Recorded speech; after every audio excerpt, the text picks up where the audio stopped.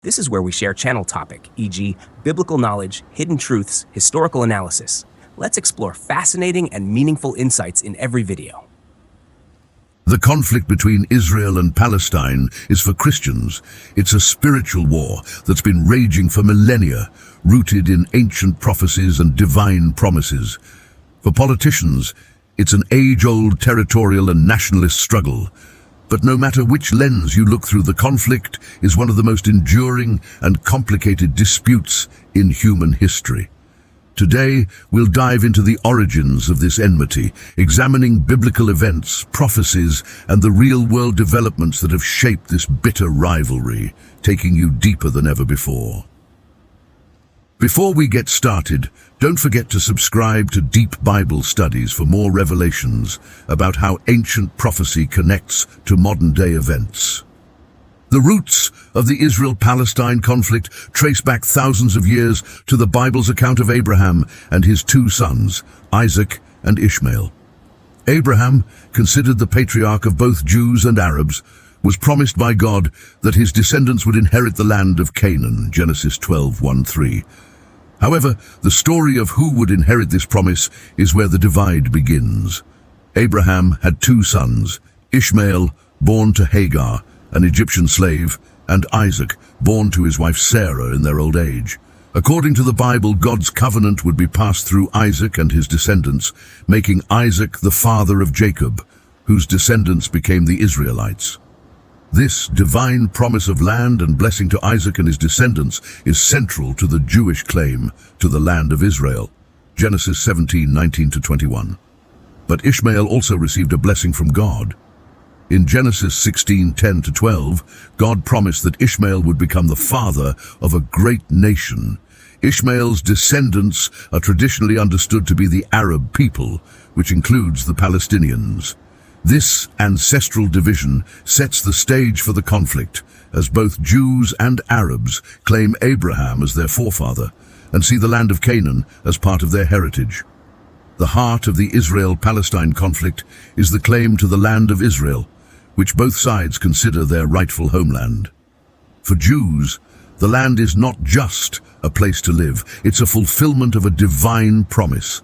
God's covenant with Abraham, Isaac, and Jacob includes the land of Canaan, modern-day Israel and Palestine, as an everlasting inheritance for their descendants. Genesis 15:18-21.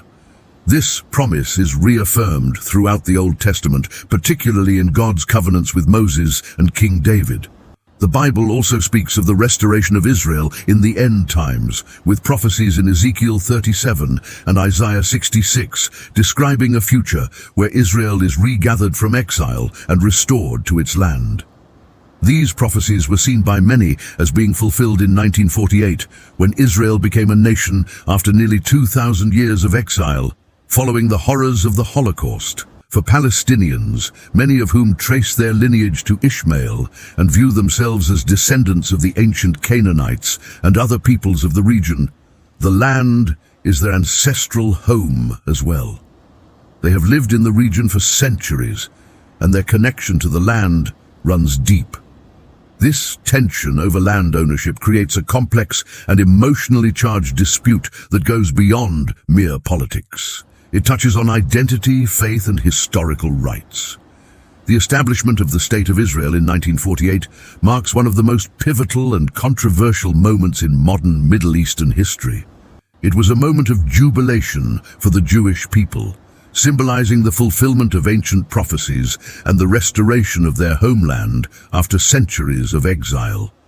But for Palestinians, this moment signified the beginning of an enduring displacement and loss, sparking what they call the Nakba, the catastrophe.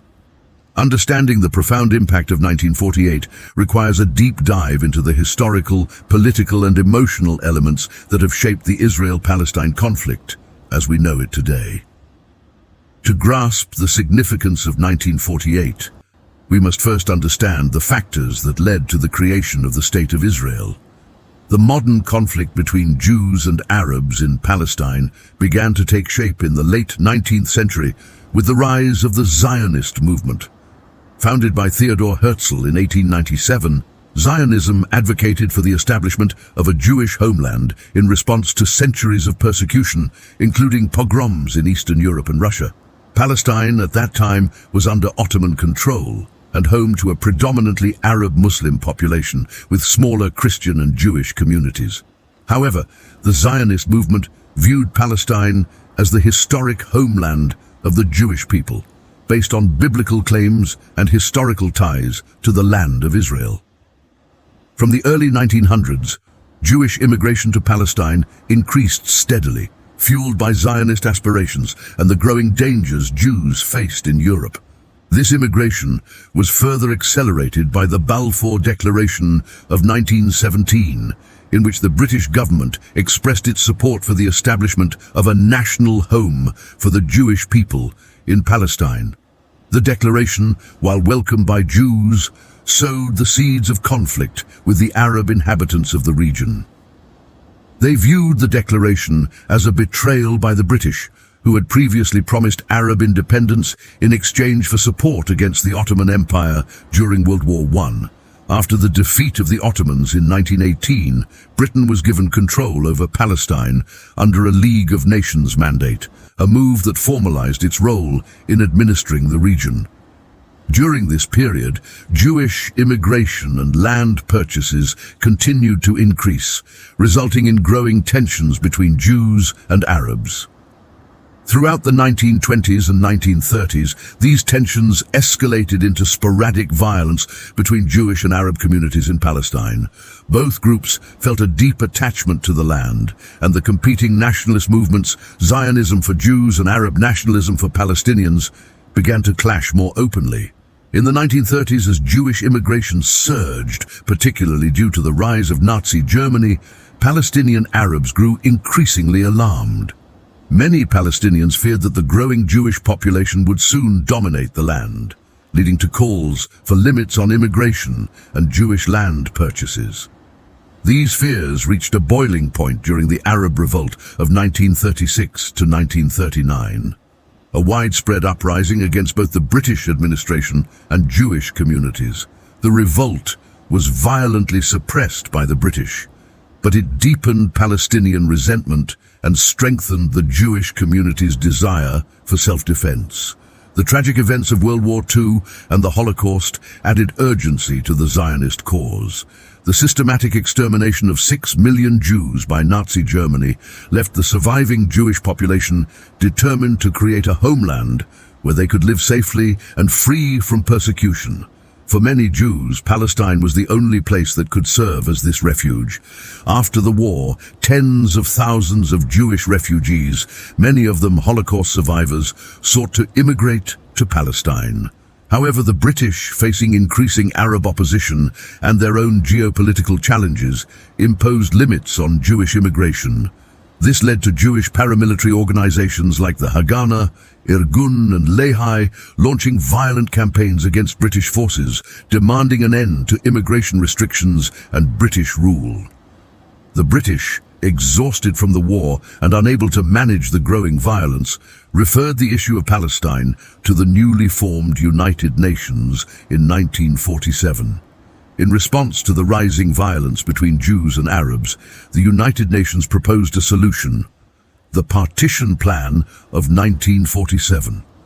The plan aimed to divide Palestine into two separate states, one Jewish and one Arab, with Jerusalem placed under international administration due to its religious significance to Jews, Christians, and Muslims alike.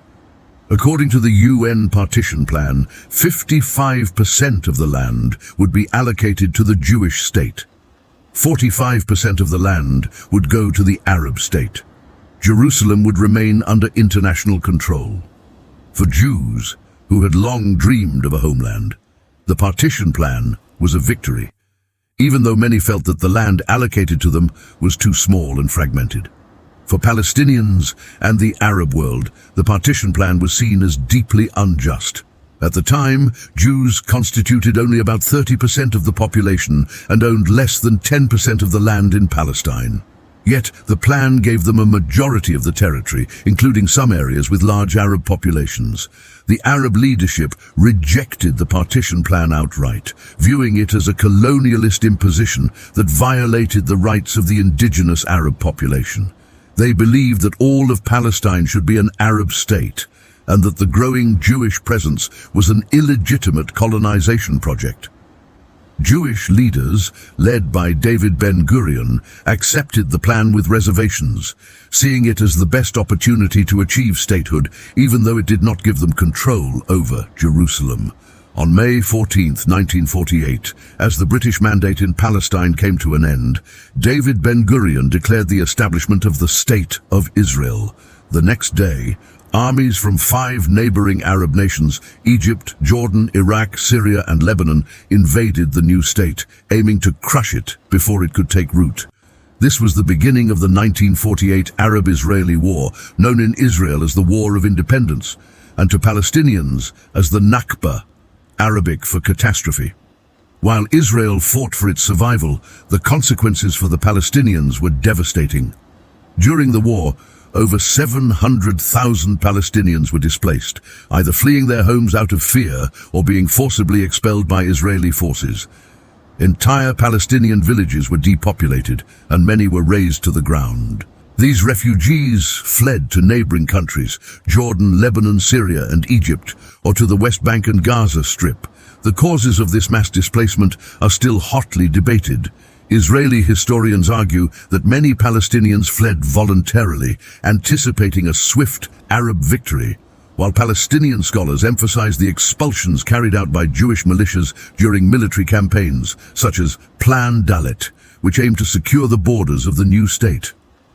Regardless of the causes, the result was the same: an enormous population of stateless Palestinians and a deep sense of injustice that has fueled the conflict for decades.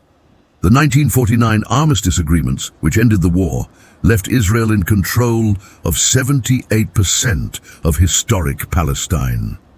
The remaining territories, the West Bank, including East Jerusalem, and the Gaza Strip, were controlled by Jordan and Egypt, respectively, until the 1967 Six-Day War, when Israel captured these areas. The Nakba is not just a historical event for Palestinians, it is the defining trauma of their national identity.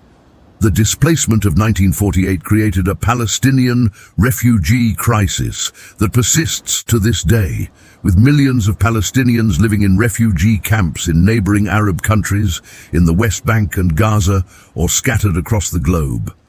The right of return, the demand that Palestinian refugees and their descendants be allowed to return to the homes they fled or were expelled from in 1948, remains one of the core issues of the Israel-Palestine conflict. For Palestinians, 1948 represents the loss of their homeland, the destruction of their society, and the beginning of their statelessness. Every year on May 15th, Palestinians commemorate Nakba Day, mourning the loss of their land and demanding recognition of their rights. The memory of the Nakba is a source of deep resentment and fuels the desire for justice, restitution, and statehood. The events of 1948 laid the foundation for the modern Israel-Palestine conflict. The establishment of Israel and the displacement of the Palestinian people created two opposing national narratives: one of triumph and restoration for Jews, and one of catastrophe and dispossession for Palestinians. These competing historical memories have shaped the collective identities of both peoples and have made the path to peace extraordinarily difficult. The Nakba remains at the heart of the Palestinian demand for self-determination, justice, and the right of return. While for Israelis, the War of 1948 symbolizes the fulfillment of a 2,000-year-old dream to return to their ancestral homeland and build a sovereign state. The legacy of 1948 continues to cast a long shadow over every attempt to resolve the conflict, with both sides seeing the events of that year as critical to understanding their present-day struggles. The Six-Day War of 1967 is one of the most decisive and transformative events in the modern Middle East, reshaping the geopolitical landscape of the region and laying the groundwork for the ongoing Israel-Palestine conflict. For Israel, the war resulted in a swift, overwhelming victory that expanded its territory and solidified its position in the region. For the Palestinians and neighboring Arab states, the war marked the beginning of an extended Israeli occupation of the West Bank, East Jerusalem, Gaza Strip, and Golan Heights, a source of enduring conflict and international tension. The consequences of this brief but intense war have reverberated throughout the decades, influencing the political, social, and spiritual dimensions of the conflict. Understanding the Six-Day War and its aftermath is crucial to comprehending the roots of the Israel-Palestine conflict, as it fundamentally changed the landscape of the region and cemented issues that remain central today. The Six-Day War did not arise out of a vacuum, but was the culmination of escalating tensions between Israel and its neighboring Arab states, Egypt, Jordan, Syria, and Iraq, following the creation of Israel in 1948. These tensions were heightened by several key factors. The 1948 Arab-Israeli War, known to Israelis as the War of Independence and to Palestinians as the Nakba catastrophe, had left deep scars. Arab states, particularly Egypt, Jordan, and Syria, refused to recognize Israel's right to exist and remained committed to reversing the outcomes of 1948.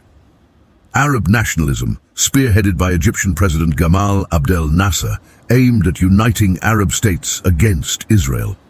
The 1948 war left unresolved territorial disputes, particularly over the West Bank, controlled by Jordan, Gaza, controlled by Egypt, and the Golan Heights, part of Syria.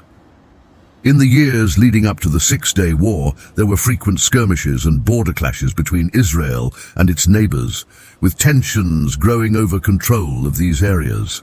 Another precursor to the Six-Day War was the Suez Crisis of 1956, in which Israel, in coordination with Britain and France, invaded Egypt following Nasser's nationalization of the Suez Canal. Although Israel withdrew under international pressure, the war deepened animosity between Israel and Egypt and laid the groundwork for future conflict. The Cold War rivalry between the United States and the Soviet Union also played a role. The Arab states, particularly Egypt and Syria, were supported by the Soviet Union, while Israel, despite receiving international arms and economic support from various countries, increasingly became aligned with the United States and Western powers. In May 1967, Nasser escalated the conflict by closing the Straits of Tiran to Israeli shipping, effectively blockading Israel's port of Eilat and cutting off vital maritime access to the Red Sea. Israel viewed this as an act of war, and international efforts to mediate the situation failed. Faced with increasing threats from its neighbors, Egypt, Syria, Jordan, and Iraq, and the military mobilization of Arab forces along its borders, Israel felt surrounded and vulnerable. On June 5, 1967, Israel launched a preemptive strike against Egypt, marking the start of the Six-Day War. Israel's Air Force led the offensive, launching Operation Focus, a meticulously planned surprise attack that destroyed the majority of Egypt's air force while it was still on the ground. This left Egypt's military crippled and ensured Israel's air superiority throughout the conflict. Over the next 6 days, Israel fought on multiple fronts against Egypt, Jordan, and Syria, achieving stunning victories. By the end of the war on June 10, 1967, Israel had achieved the following: captured the Sinai Peninsula and Gaza Strip from Egypt, seized control of the West Bank and East Jerusalem from Jordan, captured the Golan Heights from Syria. Israel had tripled the size of its territory in just 6 days, changing the region's political map dramatically. The capture of East Jerusalem, including the Old City and sites sacred to Judaism, Christianity, and Islam, had profound religious and political significance. The victory was celebrated in Israel as a miracle, cementing the state's military prowess in the region. The Six-Day War created a new reality. Israel now controlled significant Arab populations in the West Bank, Gaza Strip, and East Jerusalem, beginning what is known as the Israeli occupation of these territories. Israel's capture of the West Bank and Gaza brought over 1 million Palestinians under Israeli military rule. This occupation has been one of the most contentious issues in the Israel-Palestine conflict, as Palestinians in these territories seek independence and the establishment of a Palestinian state. The occupation remains a point of deep international concern, particularly with the expansion of Israeli settlements in the West Bank. The capture of East Jerusalem and its unification with West Jerusalem was perhaps the most symbolic victory for Israel. The Western Wall, the holiest site in Judaism, came under Israeli control for the first time in nearly 2,000 years.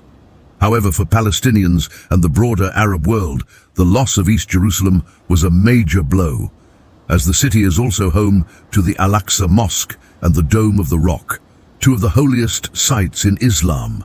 The capture of the Golan Heights from Syria has remained a strategic military advantage for Israel, providing a buffer zone against potential attacks from the north. However, the Syrian government continues to demand its return, making the Golan a key point of contention in Israeli-Syrian relations. The war exacerbated the Palestinian refugee crisis. Hundreds of thousands of Palestinians fled or were displaced from the newly occupied territories, adding to the already significant number of refugees created during the 1948 Nakba. These displaced Palestinians have never been allowed to return, fueling resentment and further complicating peace efforts. Israel's victory in the Six-Day War was a result of not only its military strategy, but also the support and backing of various international allies.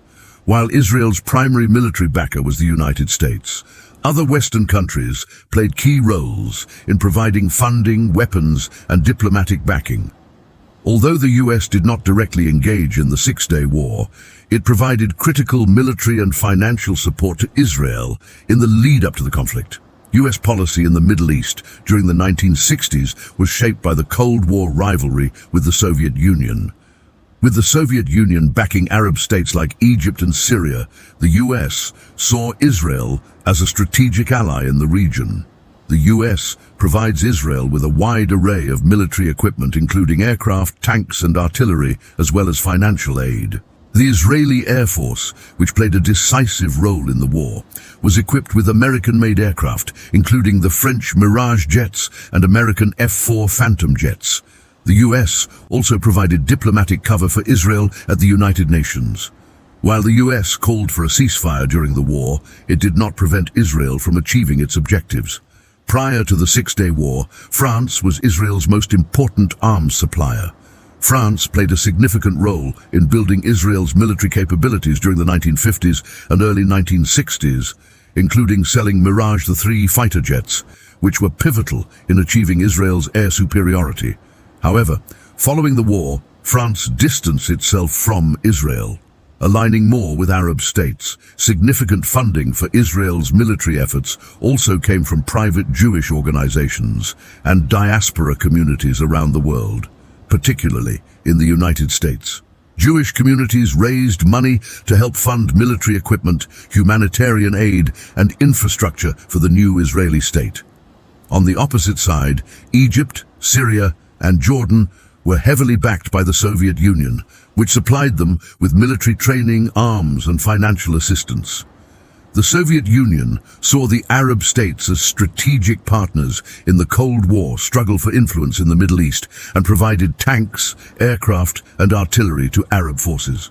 Despite this support, Arab military coordination was poor, and their forces were quickly overwhelmed by Israel's preemptive strike and superior military planning. The Six-Day War transformed the Middle East. Israel had not only secured its survival, but had expanded its borders significantly. However, the occupation of Palestinian territories, including the West Bank and Gaza, laid the foundation for decades of tension, uprisings, and cycles of violence. UN Resolution 242. Following the war, The United Nations Security Council passed Resolution 242, which called for the withdrawal of Israeli armed forces from territories occupied in the recent conflict, and for the recognition of every state in the area to live in peace. While the resolution became the basis for future peace negotiations, its ambiguous wording, especially regarding the extent of Israeli withdrawal, left it open to multiple interpretations. To this day, the status of the occupied territories remains a central issue in the Israel-Palestine conflict. Settlement movement. In the aftermath of the war, Israeli settlements began to sprout in the West Bank, Gaza, and East Jerusalem. These settlements, viewed by the international community as illegal under international law, have expanded significantly over the decades, creating a demographic and political reality that complicates any potential for a two-state solution. Palestinian resistance. The Six-Day War also catalyzed Palestinian nationalism, with the rise of movements like Fatah and the Palestine Liberation Organization, PLO, led by Yasser Arafat. These groups increasingly demanded the establishment of an independent Palestinian state and used both political means and armed struggle to achieve their goals. The occupation became a source of daily hardship for Palestinians and a rallying cry for resistance movements. The Six-Day War is more than just a military conflict. It's the event that reshaped the modern Middle East and defined the parameters of the Israel-Palestine conflict that persists today. Israel's rapid victory and subsequent occupation of the West Bank, Gaza, and East Jerusalem set the stage for decades of tension, resistance, and cycles of violence. The consequences of the war, occupation, displacement, settlement expansion, and the continuing struggle for Jerusalem remain at the heart of the Israel-Palestine conflict, with both sides deeply entrenched in their positions. As we consider the events of 1967, it becomes clear that the Six-Day War was not just a flashpoint in history, but the moment that fundamentally altered the future of the Middle East. At the heart of the spiritual view of the Israel-Palestine conflict is the covenant that God made with Abraham, and by extension, with his descendants. This covenant is not only about the people of Israel, but also about a specific piece of land, the land of Canaan, which God promised to Abraham's descendants as an everlasting inheritance. In Genesis 12, 1-3, God promises Abraham, "Go from your country, your people, and your father's household to the land I will show you. I will make you into a great nation, and I will bless you. I will make your name great, and you will be a blessing. To your offspring I will give this land." This divine promise of land is reiterated in Genesis 15, 18-21, where God specifies the boundaries of this land, stretching from the Nile to the Euphrates. It was given to Abraham's descendants through Isaac, not as a temporary possession, but as an everlasting possession. Genesis 17, 7-8. This promise forms the foundation of Jewish claims to the land of Israel and Jerusalem, as they see themselves as the heirs of this covenant. For many Christians, this covenant remains active and significant in the modern era. The belief is that God's promises are eternal, and that the land of Israel was given to the Jewish people as part of his divine plan. Thus, any conflict over this land is not just about politics or territory. It's seen as an attempt to undermine God's covenant and thwart his plan for Israel and the world. Throughout the Old Testament, there are numerous prophecies about the scattering of the Jewish people, their exile, and their eventual restoration to the land of Israel. These prophecies speak of a time when Israel would be regathered from the nations and restored to their homeland, a process that many Christians believe began in the 20th century. One of the most significant prophecies comes from the book of Ezekiel. In Ezekiel 37, the prophet has a vision of a valley filled with dry bones, which represent the people of Israel. God tells Ezekiel that these bones will be brought back to life, a metaphor for the resurrection of the nation of Israel after centuries of exile. This is what the sovereign Lord says to these bones: "I will make breath enter you, and you will come to life. I will put breath in you, and you will come to life. Then you will know that I am the Lord.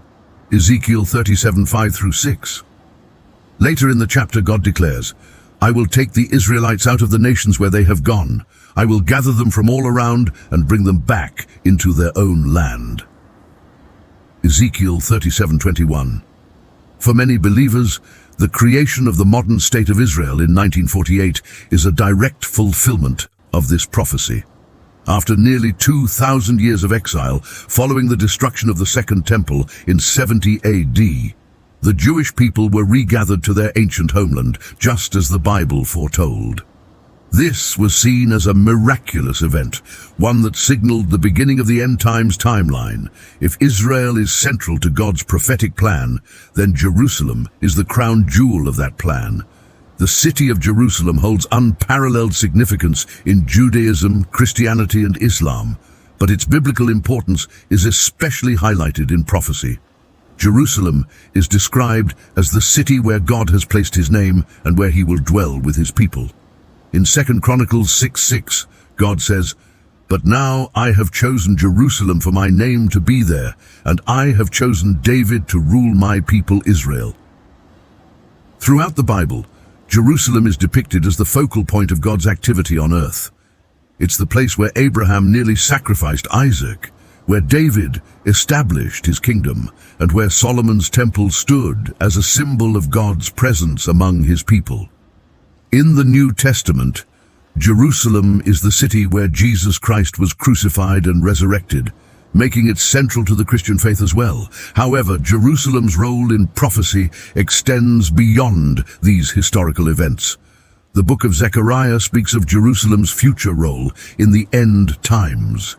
In Zechariah 12:2-3, God declares that Jerusalem will become a source of conflict and global tension in the last days. I am going to make Jerusalem a cup that sends all the surrounding peoples reeling. Judah will be besieged as well as Jerusalem. On that day, when all the nations of the earth are gathered against her, I will make Jerusalem an immovable rock for all the nations. All who try to move it will injure themselves. This prophecy foretells a time when nations will rise up against Israel and attempt to take control of Jerusalem, but they will ultimately fail. For many Christians, the modern conflict over Jerusalem, its status as a divided city claimed by both Israelis and Palestinians, is a direct fulfillment of Zechariah's prophecy. The tension surrounding Jerusalem's status remains a key issue in the Israel-Palestine conflict, with both sides claiming it as their capital. In 1967, during the Six-Day War, Israel captured East Jerusalem, including the Old City, bringing the entire city under Israeli control for the first time in nearly 2,000 years. This event is viewed by many Christians as part of the prophetic restoration of Israel, as it brought the Western Wall, the holiest site in Judaism, back into Jewish hands. However, it also intensified the conflict with Palestinians who see East Jerusalem as the capital of their future state. The Bible speaks of Jerusalem's central role in the final battles of the end times. The book of Revelation and other apocalyptic texts describe a series of wars and conflicts that will culminate in Armageddon, the ultimate confrontation between the forces of good and evil. According to these prophecies, Jerusalem will be the epicenter of these final battles. In Revelation 16:16, it is written, Then they gathered the kings together to the place that in Hebrew is called Armageddon.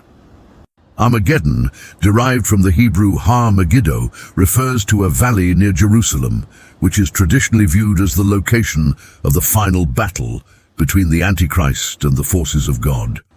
In this battle, Jerusalem will play a critical role as the city of God, where Christ will ultimately return to defeat his enemies and establish his millennial kingdom. The book of Zechariah also speaks of this final confrontation. Then the Lord will go out and fight against those nations as he fights on a day of battle. On that day, his feet will stand on the Mount of Olives east of Jerusalem. Zechariah 14:3-4. For Christians who view the Israel-Palestine conflict through a prophetic lens, the ongoing struggle over Jerusalem is a sign that these end-time events are drawing near. The battle for control over the city is seen as more than just a territorial dispute. It is part of a cosmic spiritual war between the forces of good and evil, with the city at the heart of God's plan for the final redemption of the world. For many Christians and Jews who interpret the Israel-Palestine conflict as part of biblical prophecy, the war over the land is more than just a human conflict. It's a spiritual battle. According to this view, Satan seeks to destroy Israel and thwart God's plans for his chosen people. The rise of opposition to Israel, whether from Palestinian groups surrounding Arab nations or international critics, is often seen as part of this larger spiritual warfare. In the book of Daniel, for instance, we read about spiritual forces influencing earthly rulers and conflicts. Daniel speaks of angelic beings battling the Prince of Persia and the Prince of Greece, spiritual forces that represent the earthly powers of those nations. Many believe that similar spiritual forces are at work in the modern conflict over Israel, with demonic powers attempting to undermine God's purposes. Furthermore, the conflict over Jerusalem is seen as a microcosm of the larger spiritual battle between God's kingdom and the forces of darkness. For Christians, this struggle is not just about national sovereignty or political boundaries. It's about the culmination of God's plan to redeem the world through Christ, who will return to rule from Jerusalem and establish his eternal kingdom. The city of Jerusalem, with its profound religious significance, remains at the center of the political struggle. Israel's control over East Jerusalem, which Palestinians claim as the capital of their future state, has been a major sticking point in peace talks. The international community, including the United Nations, has not recognized Israeli sovereignty over East Jerusalem, viewing it as occupied territory. The two-state solution, which envisions an independent state of Palestine alongside the state of Israel, remains the most widely proposed solution to the conflict. However, decades of negotiations have failed to produce a lasting agreement, and both sides remain deeply divided over core issues such as borders, the status of Jerusalem, security arrangements, and the right of return for Palestinian refugees. Whether viewed through the lens of spiritual warfare or political struggle, one thing is clear. The conflict over Israel and Palestine is part of a larger story, one that has been unfolding for millennia and may continue to shape the course of world history. Let me know your thoughts. Is the Israel-Palestine conflict primarily a spiritual war or a political conflict, or do you see it as both? Leave a comment below, and don't forget to subscribe to Deep Bible Studies for more in-depth looks at how ancient prophecies shape our modern world. If you enjoyed this video, don't forget to like, subscribe, and turn on the notification bell to stay updated with our latest content. Your support helps the channel grow and brings more exciting insights to you. Thank you for watching.